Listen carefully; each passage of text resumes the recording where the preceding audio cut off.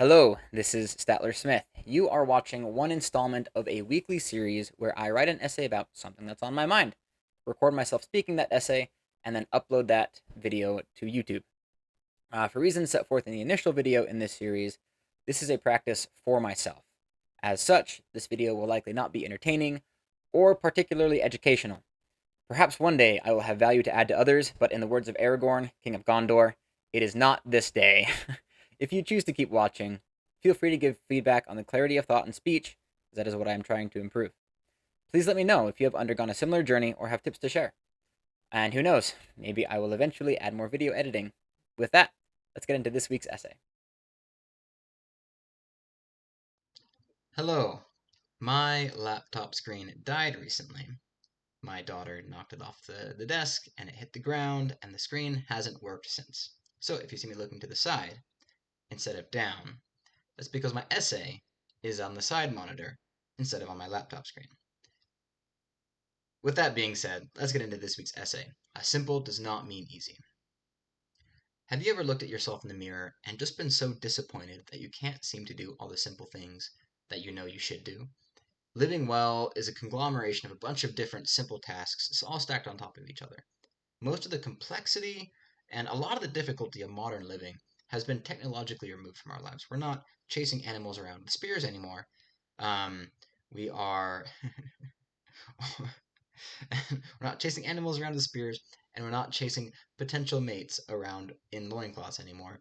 We are instead chasing our Uber drivers or Uber Eats drivers around with our phones and trying to find potential mates on the same phone, sometimes at the same time. That being said, we have all the information that we need to live a good life. It's been studied a lot. There's a lot of evidence and it's readily available evidence that we have that we need to that will help us live a good life. Um, some of that advice is, take care of your body, take care of your relationships, take care of your house. All of those things are done through fairly simple tasks. Just exercise regularly. Just eat right. Just be kind. Just pick up a little bit every day. Each of the individual actions is so simple, it's so straightforward. But because of the simplicity, we often believe that the action itself should also be easy. When the action is not easy, but in fact the opposite, we experience a sort of like cognitive dissonance. Our belief about the implementation did not match our expectations. Now, people react to this in a few ways. One is they start to disbelieve the action itself, right? Well, I tried that and it didn't work out.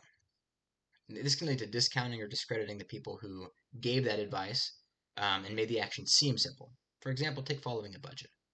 It's not that difficult to understand that if you live on less than you earn, you save a bit each month, invest a bit each month, you will eventually have more than you currently do, right? Um, it's a straightforward idea at its core, but it's not that simple. I can't just cut my spending. Um, Resentment builds for those who believe that the action is simple and the individual becomes somewhat cynical of trying to be better. Another reaction is to believe that your own capacity is smaller than it actually is, right? Captured by the phrase, it's so simple, but I can't do it, so I must be weak, I must be useless. This turns the frustration internal instead of external and back towards the individual. Left unchecked, this response can sabotage a person's sense of self worth, a sense of self confidence, and leads to a downward spiral. The cognitive this cognitive dissonance between understanding the action as being simple and then implementing the action as being difficult, I think is best resolved not through blaming the world or blaming ourselves, but more through acknowledging that simple to understand and easy to implement are not the same. They're two very different ideas. They take very different skills and have almost no bearing on each other. I While writing this essay, I wondered if maybe some of the reason we have the difficulty separating those ideas is because of how much time we have spent in school. In elementary school, in middle school, in high school, in college. If if a concept is simple to understand, that usually means that the homework will be simple to do or easy to do, right? If I understand that 1 plus 1 equals 2, and my homework is to do 1 plus 2 equals 3, that's pretty simple. It's simple to understand, easy to do. And we spend so much time in the education system that sometimes we can conflate simple to understand with easy to do. But that's a dangerous lesson to learn because in the real world, that doesn't hold true. So let's examine how this has played out in my life. The first example that comes to mind is keeping a healthy body.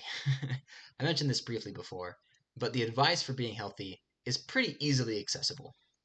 So many people, from gym bro influencers to university professors to high-powered doctors, have made health and fitness information available to everybody, with anybody with access to a library, anybody with access to a phone. The knowledge about what to do to maintain a healthy body is not new information. Most of us know what we need to do. Move. And it boils down to move frequently, eat well, and rest. That's pretty much it. Our body will be taken care of if we move frequently, if we eat well, and if we get rest. That's some of the simplest advice on the planet. But the exact types of movement, the specific foods we need to eat, doesn't matter quite as much as long as we move regularly, eat well, and get rest. But following this simple advice is anything but easy. I've been on my own fitness journey for years now, and even with all of that momentum built up, I still find it difficult to move regularly, eat well, and get rest.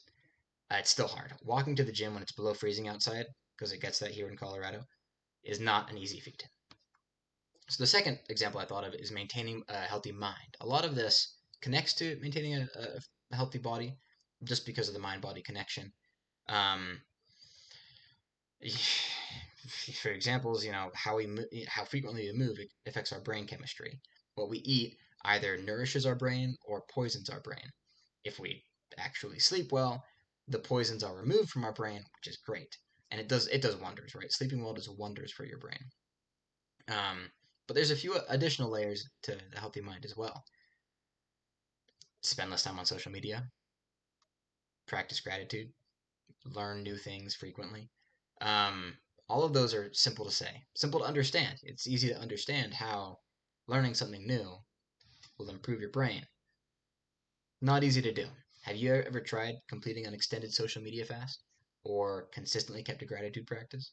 Or applied yourself to learning something new? I mean, the research is in.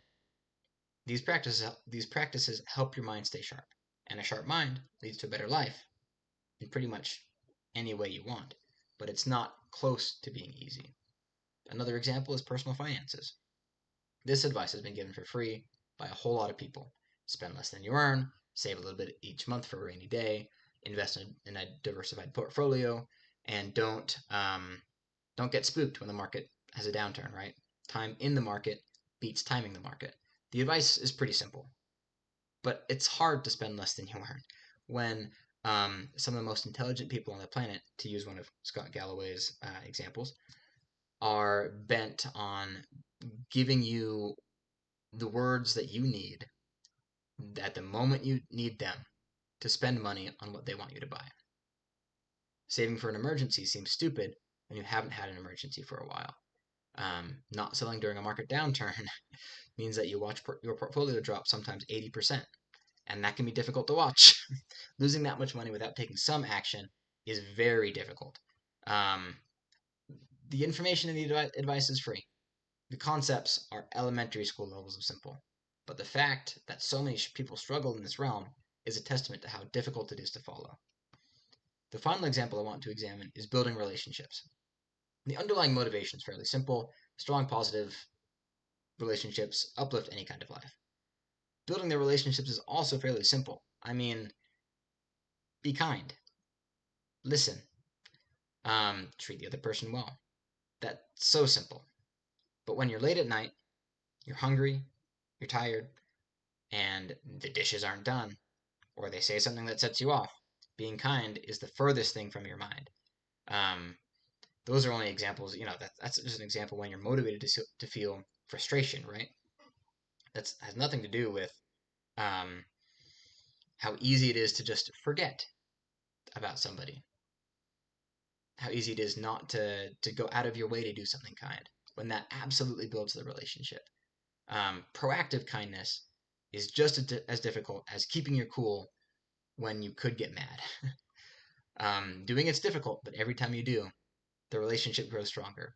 The simplicity of being kind masks the illusion of the practical difficulty. In all these cases, I know people who berate themselves for not following these pieces of advice. I have participated in that self-flagellation resulting from the inability to implement simple ideas. Only over a long period of time, with many failures, have I come to understand that simple ideas do not translate to easy implementations. And I still feel like a failure when I struggle with my own implementations. So if you're struggling with what seems like a simple idea, know that you're not alone. Continue fighting the good fight. And best of luck. I'll see you next week.